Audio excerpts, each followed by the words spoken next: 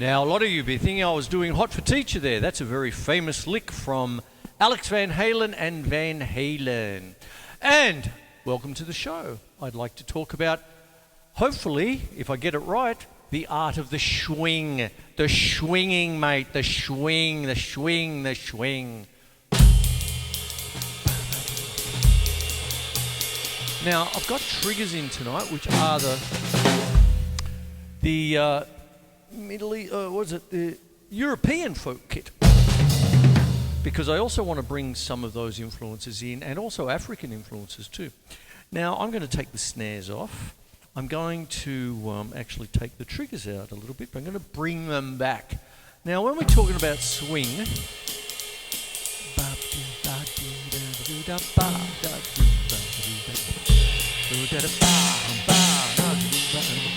what is schwing? Schwing is often thought of as triplets, is the art of the schwing, but it can be many more things than that, you see. Now, when we're talking about jazz and all that, usually you would be thinking like triplets. A triplet is a group of three notes played in the time of two of the same kind. Hey! 1 and a 2 and a 3 and a 4, and I'll bring it down. 1 and a 2, a 3 and a 4 and a 1 and a 2 and a 3 and a 4 and a 1 in its most basic way, which is fabulous. But as you bring it up, it starts to level out. 1, 2 and 3, 4, 1, 2, 3, 4, 1, 2, 3, 4, 1, 2, 3, 4, 1, 2, 3, 4, 1, 2, 3, 4, 1.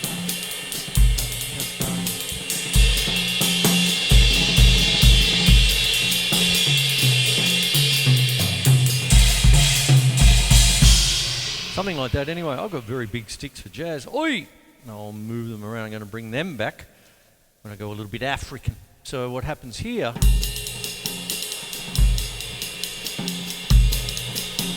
can move it around a bit.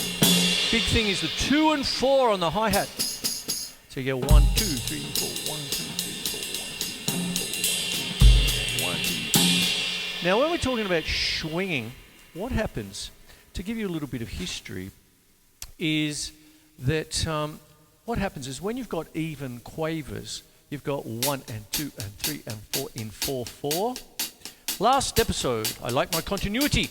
I was talking about the 8/8 concept by Bob Moses. 1, 2, 3, 4, 5, 6, 7, 8. But I'll go back to good old 4 and 4. 4/4, I should say. And 1. Now, if I make it even, 1 and 2 and 3 and 4, and nothing wrong with that, basic rock beat. 1 and 2. Oh, ghost notes. Little baby grace note. Look at the lilt, or listen to the lilt.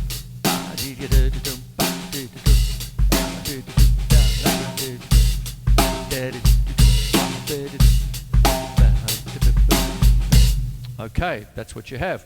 Now, when you're listening to some of the classics like John Henry Bonham and Ian Pace out of Deep Purple, then you go into the jazzers like a Buddy Rich or a Louis Bellson or Gene Krupa for that matter. There's that kind of laconic swing, and a lot of people say it don't mean a thing if it ain't got that schwing, mate, schwing. And what happens is that, how do you get the schwing? You see, the schwing. So what goes on with the schwing is that when you're going from, say, point to point like that, and you're talking about quavers, you're talking about two halves. But what are the two halves? Is it like 50-50? Could it be 55-45? Can it be 60-40?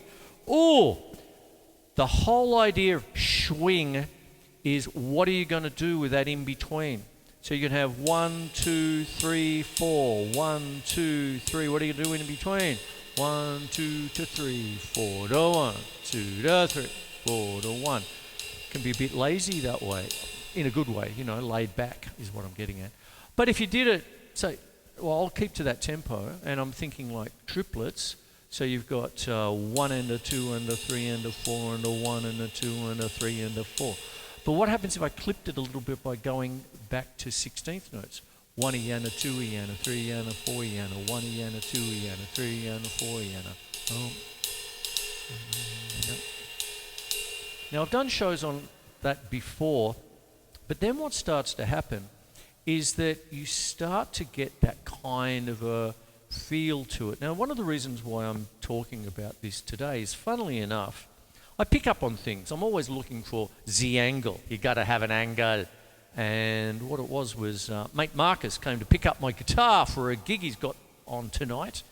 And we started talking about, how different people did different things.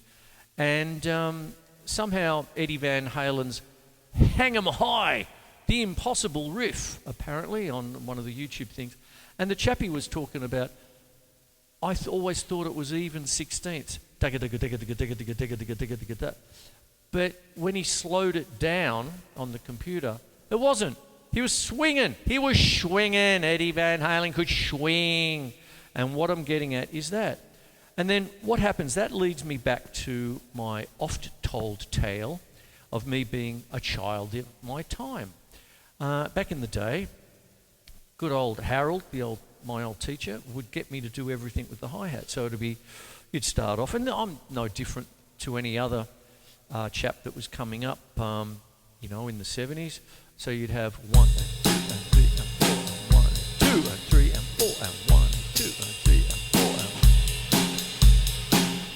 and then all of them. So you'd have 1 and 2 and 3 and 4 and of course that's Good Times, Bad Times, John Bonham.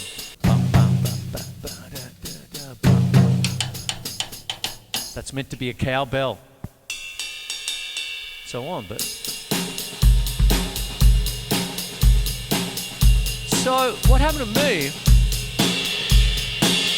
is when I ended up getting a second bass drum, way before any kind of double kick pedal and all that, I thought, well, what am I going to do with this thing? So I decided to make it kind of like a heavy hi-hat. So this became this. And let's go to boot cam for that. You see, there it is there. Ooh. So you get...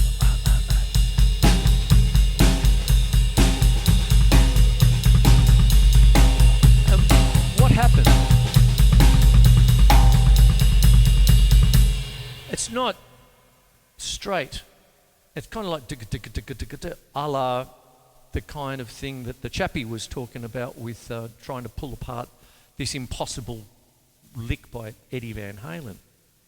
And then that goes to show, that'd be good for Alex as well. And that's where you've got Hot for Teacher, one of the iconic licks. And then you start to talk about wonderful drummers like Steve Smith, who advocates things like opposite hand starts or opposite foot starts. And I'm going, yes, I get it. And that comes from the hi-hat. You see, left foot all the time, a la John Bonham. Right?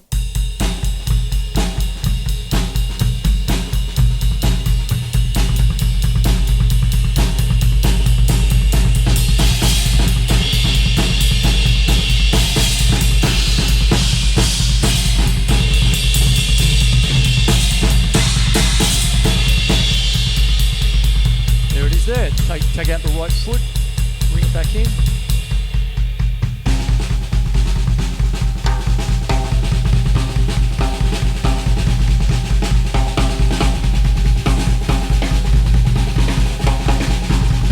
Now I feel like I'm going down the track of one Louis Belson. And there you are.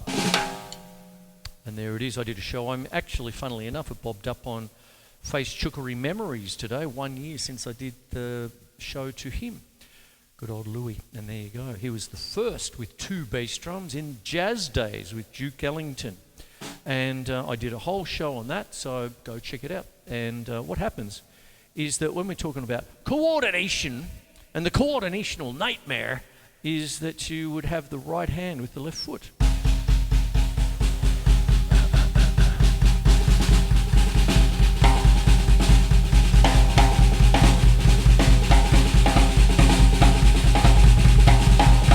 And then what would happen is there's the basic center point, the resolution, the bum bum bum.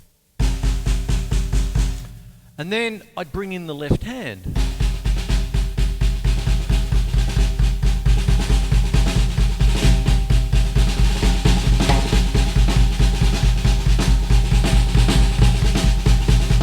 whenever I put in an accent with the left hand, I'm stinkerpating, mate, stinkerpating, meaning the accenting of a normally unaccented beat, which hopefully gives it the schwing. The schwing, it's swinging, I tells you.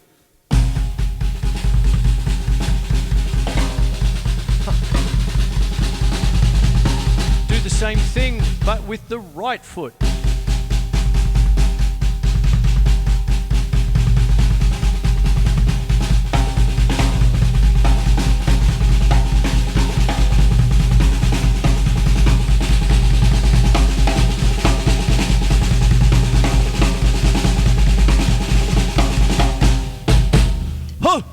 There you go. So what goes on is that one can never underestimate a band that's swinging, you know, that kind of thing. And what goes on is that actually when you're starting to do that, if we double back a little bit, go back to the good old hi-hat where it all came from, and you've got that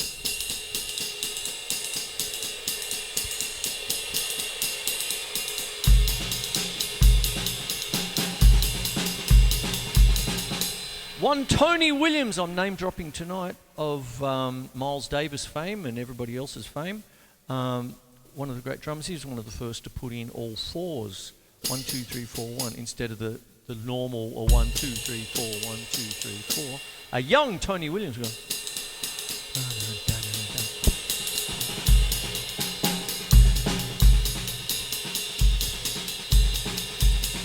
Now, I'm teasing now, I'm popping a little bit too. And what goes on is that if I sort of did this with my right hand, left foot, I'm doing this, what I was just doing, dropping in the left hand and then the right foot. I'll do it again.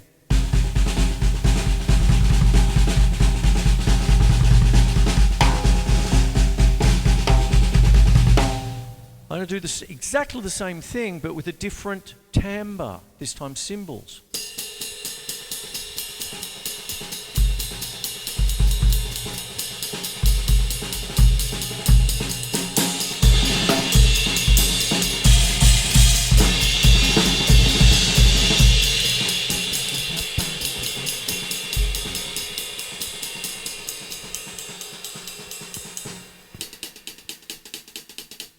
Tick, tick, tick, tick, tick, instead of da da da da da da da da da.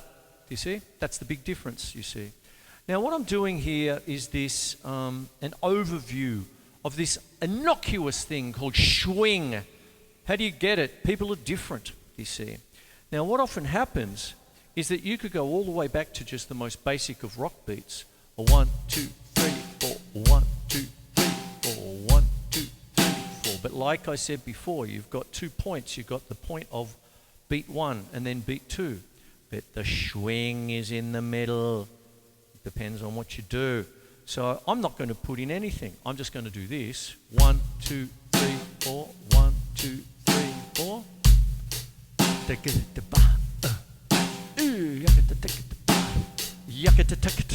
That's Morecambe and Wise. A 1, a 2, a boom, ya-ta-ta-ta, a boom, ya-ta-ta-ta, low, ya-ta-ta-ta, a boom, ya-ta-ta-ta, a miss, ya-ta-ta-ta, a boom, sorry, just a minute, no, don't stop, no, just a minute, a boom, just a minute, Yakata-taka-ta-ta. Who remembers that? Taka-ta-ta, da-da-da, yakata-taka-ta-ta, taka-do-ga-da-do-do-ba-do-do, taka-ta-taka-ta-ta. I just put myself off. I was watching that clip the other day, classic old Morecambe and Wise clip from the 60s. Yakata-taka-ta-boom, yakata-taka-ta. Who remembers that? Only the old timers. Anyway, I don't do da da. 1 and a 2 and a 3 and a 4 and a 1 and a 2 and a 3 and a 4 and a 1 and a 2 and a 3 and a 4 and a 1, 2, 3, 4, 1 and 2.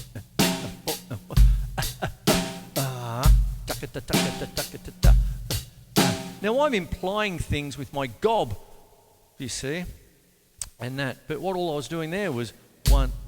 Now that can be anything. I was going. It could be 1, 2, 3, 4. It could be 1 and 2 and 3 and 4 and And then you start putting in.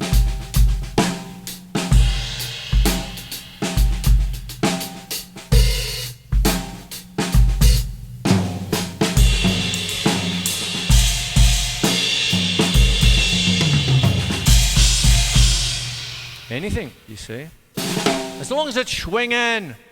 I hope that's schwung. Anyway, there you go. Beauty is in the eye of the drummer. Beholder. There you go. Now, what often happens is I'm talking about this, okay? I'm talking about what happens in between two beats and all the different things you can do. Now, a lot of that depends on the height, you see. Now, when you're starting to do different things like that, what is also very important is the nuance, how you would nuance the beat. You see, if you played everything evenly, if I did a paradiddle rock beat, right, left, right, left, right, left, right, left, right, left, right, left, right, left, right, left, right, left, right, left, right, left, left. I'm the human drum machine, you know, it's just like that.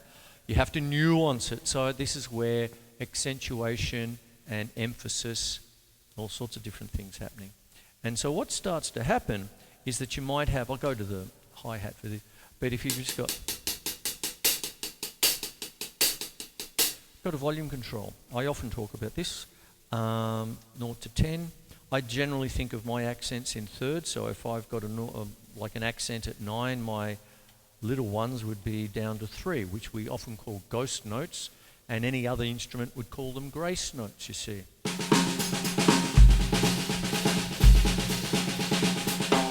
You combine the accent with the time, and hopefully therein is the world of Schwing. You're swinging, hopefully.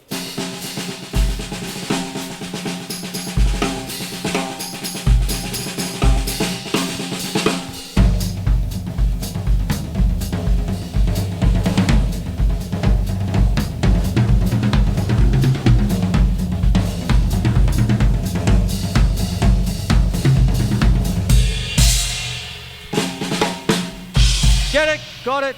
Got it. There it is. Now I'm going to move over. I'm going to put the triggers back in a little bit and start to take this next step of the show over to other places and cultures. There's, when I go back to the double bass drum, and if I'm going to do the left foot start, often advocated by Steve Smith, as I mentioned before, and the child of my time coming up with how many times do I need to do it? You've got to do it this way, Chris, and then that way, Chris. Okay, hey, sure, do I have to do it like that? Yeah. I'll be limping out of the, you know, the drum room and that kind of stuff. It'd be hi-hat city. Anyway, there you go. So what it is that when many years later I started to do lots of research and just try and find things out, through Peter Gabriel's wonderful record label, I found out about the drummers of Burundi. And when you first listen to the drummers of Burundi, it just sounds like a whole bunch of blokes going boom, ba boom, ba boom, ba boom, ba boom. But as you listen more, the boom, ba boom, ba boom, ba boom starts to overlap, and they get into all sorts of overlapping and phasing, which you could also start to talk about minimalist composers like Steve Reich as far as phasing and stuff, even back to some of the early American classical people like Charles Ives and stuff. And he would often say, some of my favorite musical moments are when two big brass bands are coming towards each other and they're playing different songs and you're in the middle and you get nothing but the cacophony. That's a good word, isn't it? Where you're hearing, you know, a whole jumble of music. We often hear it at the lights when you've got a couple of hoons ready to drag each other off and you're in the middle and you're hearing uncha, uncha, uncha, uncha, like that, and then the other guy's going cha, uncha, uncha, and you're going, ooh, sounds like, I don't know, Michael Jackson with a limp, you know, that kind of Anyway, I don't know if that does that deserve a boom tish, but anyway, there you go. That's a far too long intro for what I'm going to do. So if I go back to what I was doing before with the two pedals with the left foot start. So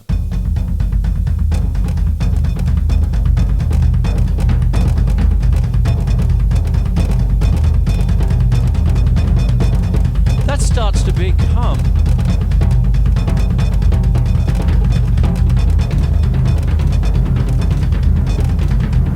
what I was starting to hear with the drummers of Burundi. It was like, whoa, booga, booga, booga. And their main drum in the middle with the lead drummer there is the large drum called an inkaranya. And then there's a kind of a semicircle, all the other players with drums of various sizes, but they're all in their little sections. And you would hear it like...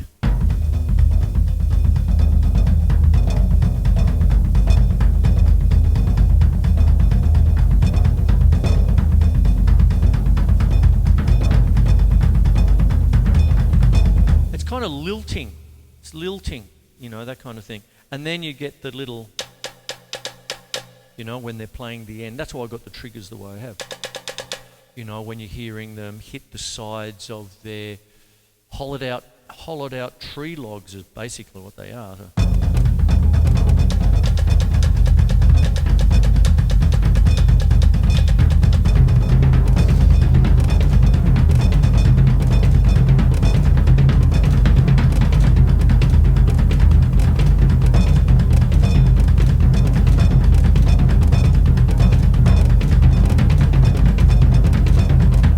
If I was doing that, there's 3, 5. 1, 2, 3, 4, 5. 1, 2, 3, 4, 5. 1, 2, 3, 4, 5. 1, 2, 3, 4, 5. 1, 2, 3, 1, 2, 3, 1, 2,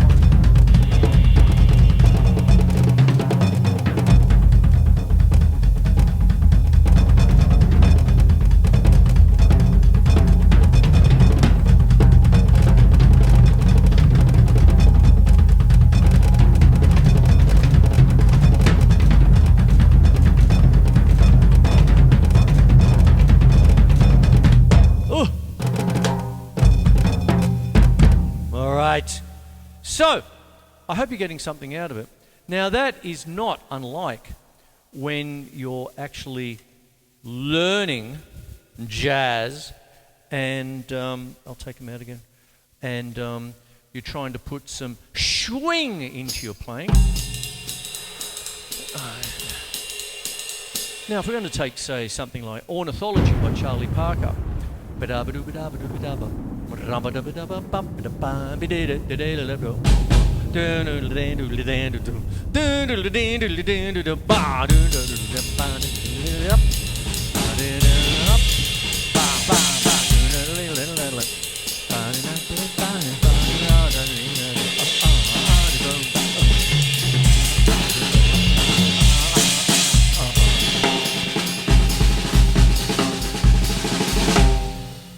If you took it on face value and looked at the real book, it would be da da da da da da da da da da ra da da da da da da da da da da da da da, and you would get the instant sack. It's got to do the laconic lilting. You got to swing.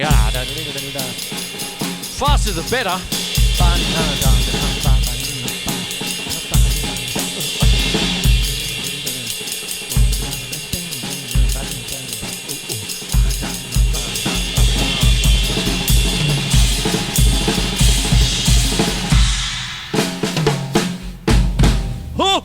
There you go, Schwing. I hope I've done any kind of Schwing justice. I hope. It's in the eye of the beholder, I suppose, in the ear of the listener. And what actually happens is, to close off, I hope for people who want to get inside a good shuffle beat, you know, that kind of...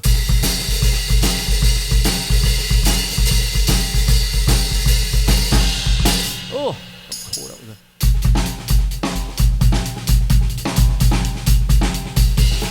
Oh, there you go. And just, you know, just trying to get a good groove happening. check it out. Just to finish off, I suppose the two main points is that and that, in the sense that you've got a beat and then the next beat. But how are you going to get there? What are you going to do with the bit in the middle? Are you going to treat it as triplets? Are you going to do semiquavers? How is it going to be? You know, that kind of thing. That defines your groove. Now, the groove is also dependent on how you nuance the beat as to how you play, you know, what the beat is.